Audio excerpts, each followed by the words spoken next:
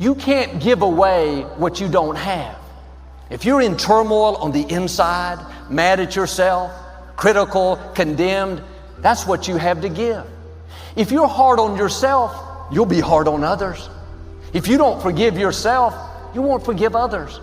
If you don't get along with you, how can you get along with your family? The best thing you can do is start being for you. When you love yourself, then you can love others. When you're kind to yourself, then you can be kind to others. It starts with you. Is it real forgiveness if you refuse to forget the pain, the sadness, or the anger that the person made you feel? Is it real forgiveness if you won't let go of that? You are who you've been looking for.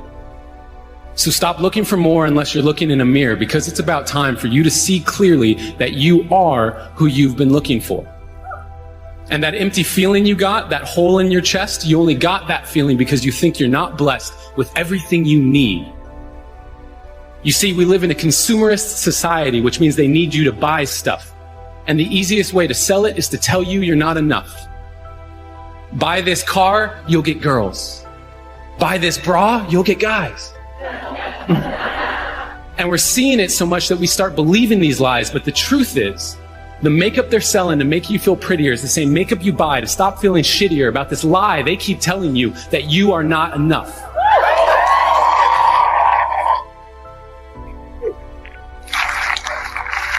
And what about the movies we watch, all the shows on TV? The more I watch, the more I see I need you to complete me. And yes, love is the answer, love is the key, but if you can't love yourself, how could you ever love me? And loving yourself, what does that even mean? Like massages and selfies and that sort of thing? Because the more I think about it, the more it feels weird. I've always been taught that self-love was something to be feared. I've been taught that arrogance is bad and vanity, it's not good. And even my bracelets are telling me to act how Jesus would. So what should I do? How should I act? I'm supposed to love myself, but how do I even do that?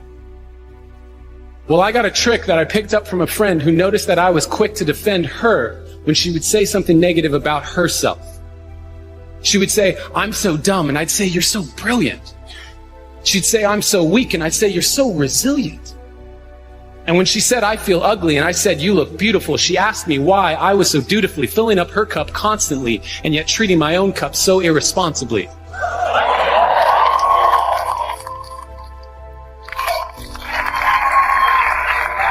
Because when I looked in the mirror, my voice was quite clear. You're ugly, you're too thin, your hairline's receding, you got a pimple on your chin. And that was when she gave me a piece of advice that changed my life. She gave me a hug, and she said, "Treat yourself like someone you loved." Treat yourself like someone you loved. Now, I had been standing, but I needed to be sitting because I couldn't believe that I had been letting myself keep forgetting that I was who I'd been looking for. And deep in my core, I knew it was time to stop looking for more until I could look through all my fear and look into a mirror and see clearly that the man looking back at me was the only one who can make me happy, and I am already enough.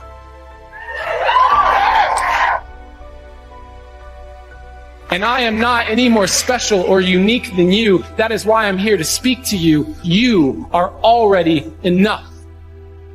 And when you start to see that, you will start to be that. Your world will get brighter, your load will get lighter, and you can see that with life, you can be a lover, not a fighter. And that life, you deserve it. Because you are worth it. And there is no point in letting yourself keep forgetting, because no matter what you say or do, you are perfect. And so today, I hope I leave you with a direction correction away from the flaws you see in your reflection. They aren't flaws to me, they are simply protection against all the doubts you have of your perfection.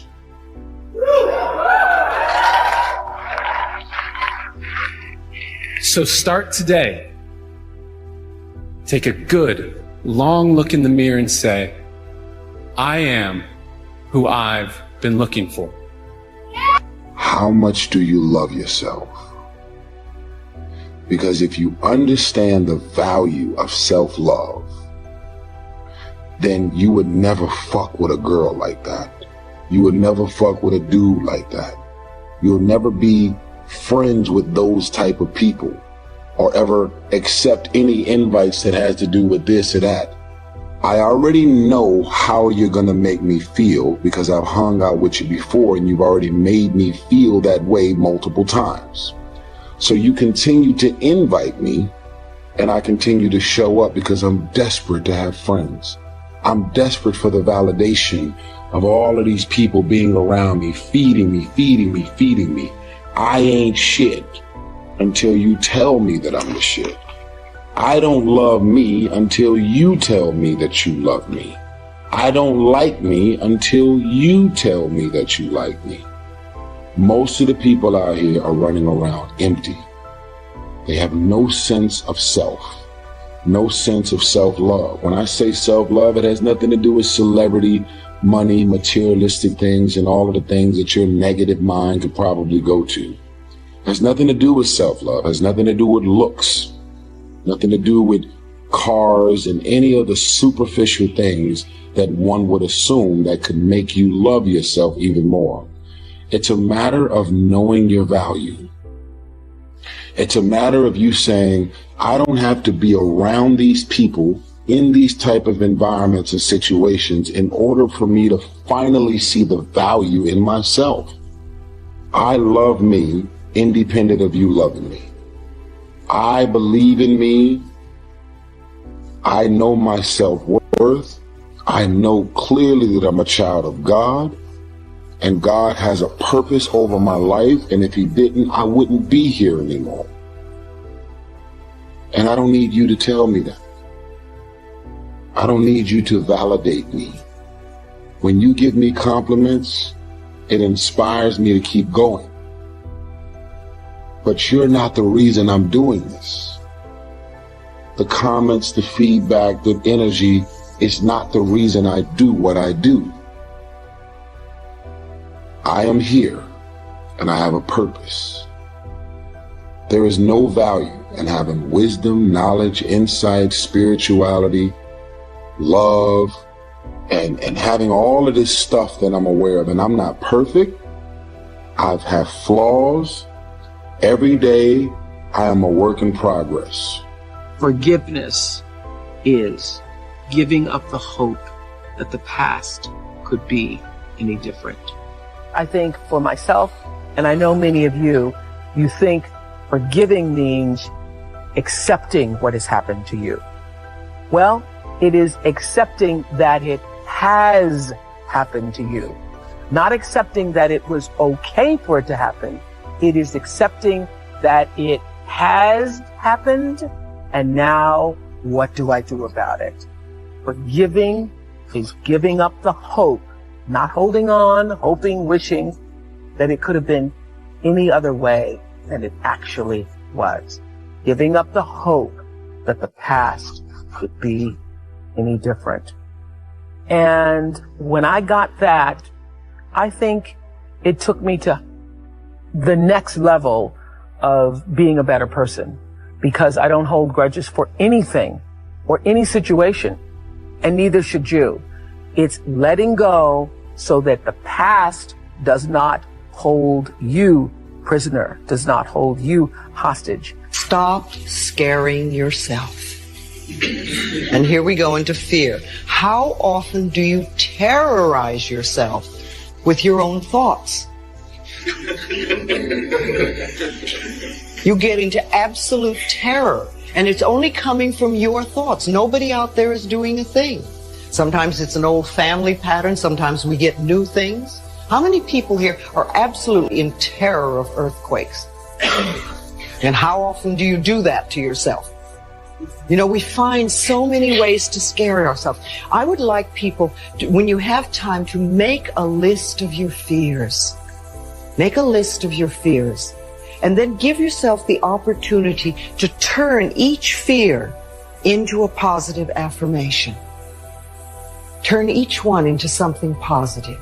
And remember, always you are in charge. You are always in charge. See, one idle thought doesn't make a whole lot of difference. It's like but thoughts are like drops of water. You drop a drop of water on the table here, and it doesn't mean much. But if you keep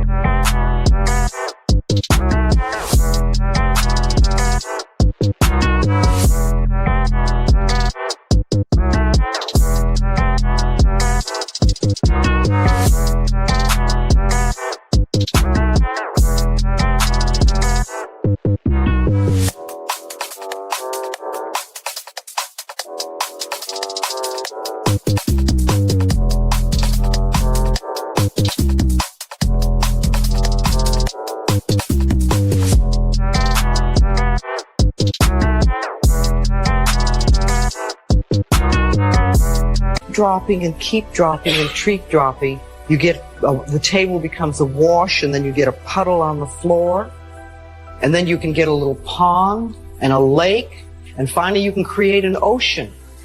And with our own thoughts, we can drown in a sea of negativity, or we can float on the ocean of life. And it's up to us. The thoughts we think accumulate. And what sort of puddles are you standing in? Or are you up to here? Or are you up to here and trying to paddle? You know, what are you doing to yourself? When we're willing to change our thinking, we can change our experiences.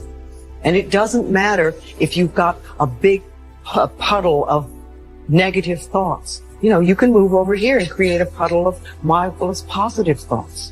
You can make changes, always. So you want to turn those fear thoughts into positive affirmations. Let them work for you. See, life is cyclic. You're not, whatever experience you're having right now, it has not come to stay. It has come to pass. Not to stay, just to pass. It's just going through. The biggest challenge is to know what's happening. This is a part of this thing we call life. This too shall pass. And maintaining perspective, putting it in perspective. I was doing a training at a college, and it was a 2-day training during orientation. And in the training that I provide, I'm a motivational speaker, but I conduct processes in personal dynamics, where people begin to go through changes that stimulate the right and left hemisphere of the brain, enable them to see themselves differently. I conducted this particular simulation with these young kids, 17 and 18 years of age, so that they would begin to see how they make decisions or how they would survive in this particular simulation process we gave them. We had them to do it individually and then collectively. Over 30% of them wrote down as their first option, in order to survive, they would commit suicide. First thing they wrote down. Suicide among young people has increased 300%. Over 5,000 will successfully take their lives this year. Why? Why did they do that? I said, I was so shocked. I said, what do you mean? Well, at least we would not suffer. And then they had the nerve to write down all of the other things they were going to do after they committed suicide. I said, listen, Kadumbo. No, when you come up with a permanent solution for a temporary problem, that's it. Game's over. That's it. You're not going to do anything. Anybody wrote suicide at the top, you can put your pencil down.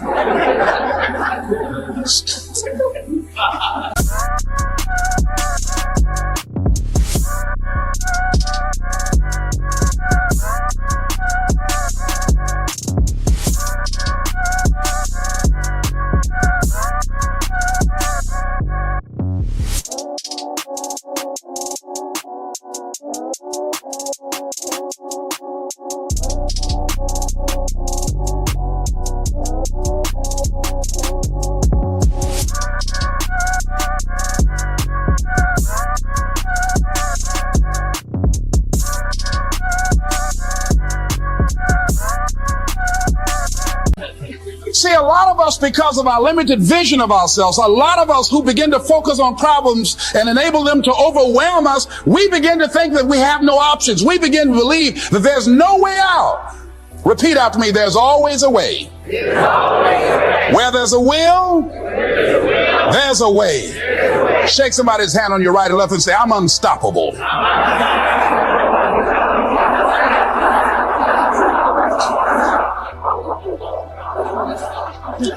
You've got to make those kind of declarations to yourself.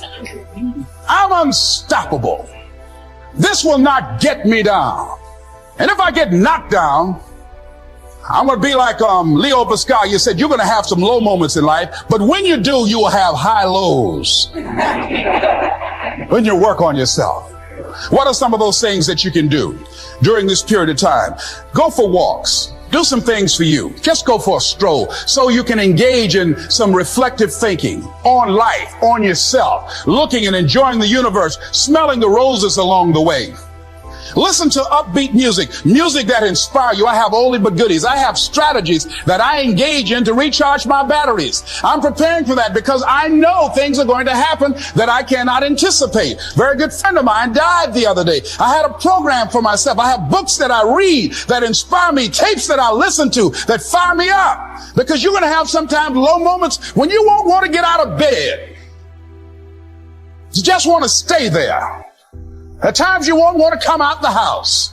At times you'll be feeling bad and don't know why. What's wrong? I don't know. Just leave me alone. Why did that happen? I don't know. It's called life.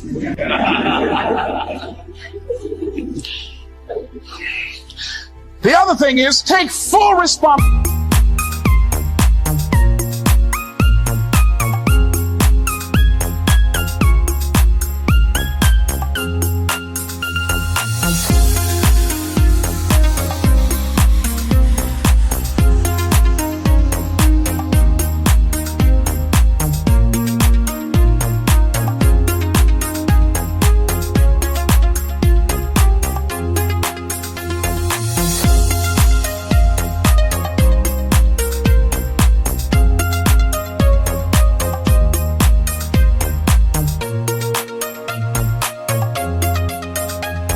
For your life.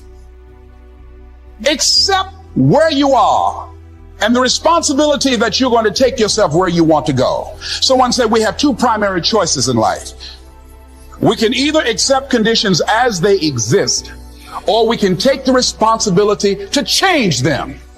See, a lot of people want to exempt themselves from taking responsibility. All they want to do is talk about the problem.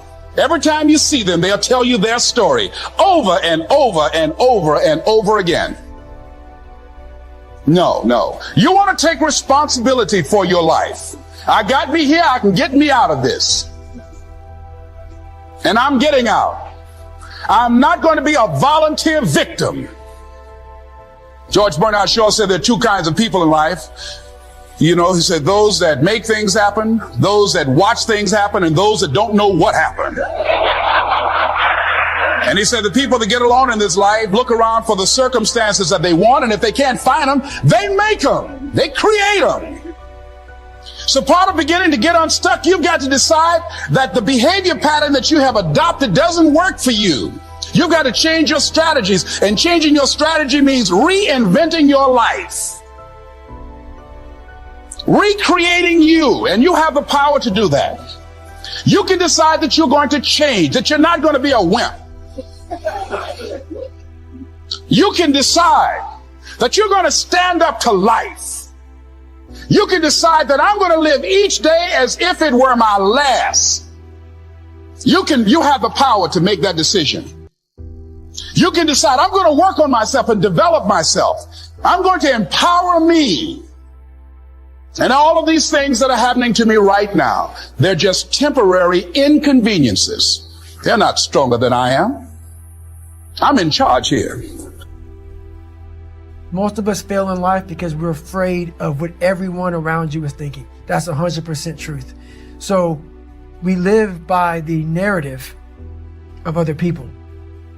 What's funny about failure is we're afraid to fail a lot of times because we're afraid to get those people telling us that we're not good, that we shouldn't try again. This is how I look at it. First of all, those people are going to be there. And 99.9% of those people who are in your ear after you fail haven't even tried what you're attempting to do. So that's the first thing. Look at who's talking to you negatively first.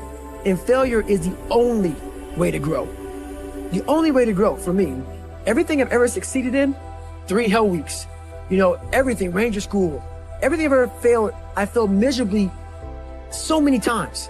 But what you do with that failure is you go back, you learn from it. And not just learn from it, I call it the live autopsy, where you get all this stuff.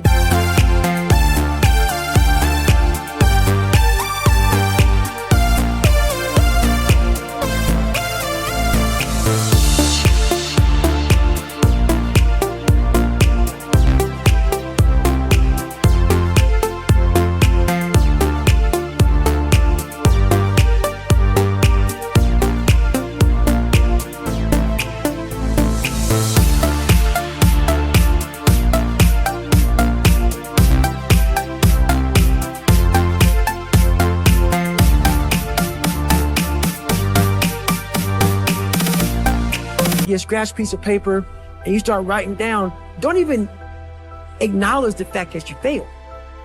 You're looking at it almost like the daggone light bulb. Like, okay, this went wrong, that went wrong, that went wrong. And then you go back into it. All failure is a tool for success. It shows you how to get there if you're willing to stay in the fight. That's the hard part though. After failure, all these voices start to say, no, we're not good enough, we're not good enough, we're not good enough. No, we haven't tried enough. And that is so true. We just haven't tried enough. But yeah, without failure, I wouldn't be who I am today. When things are going bad, there's going to be some good that will come from it. Mission got canceled? Good. We could focus on another one. Didn't get promoted? Good. More time to get better. Didn't get funded? Good. We own more of the company. Didn't get the job you wanted? Good. Go out, gain more experience, build a better resume. Got injured? Good. Needed a break from training. Got beat? Good. We learned. Unexpected problems? Good. We have an opportunity to figure out a solution. That's it. When things are going bad, don't get all bummed out, don't get startled, don't get frustrated. No. Take that issue, take that setback, take that problem and turn it into something good. Go forward. If you can say the word good, it means you're still alive. It means you're still breathing. It means you've still got some fight left in you. So get up, dust off, reload, recalibrate, re-engage, and go out on the attack. It's all right to fail as long as you fail forward. It's all right, but I need you to have heart, because there's some things you just can't get without perseverance.